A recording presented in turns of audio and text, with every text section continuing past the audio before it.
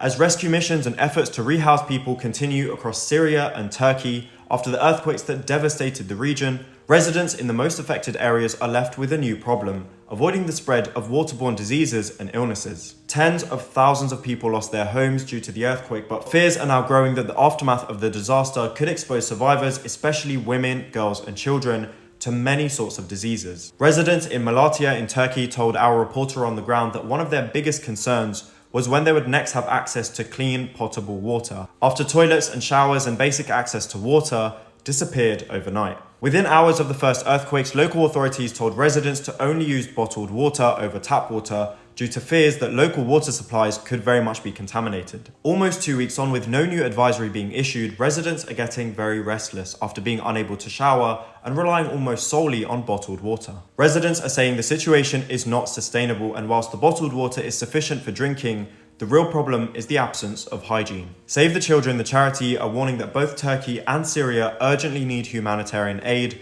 to avoid a public health emergency. A concerned policewoman told our reporter on the ground that the main problem now is the lack of water, and that people are having to use streets and collapsed buildings as restrooms.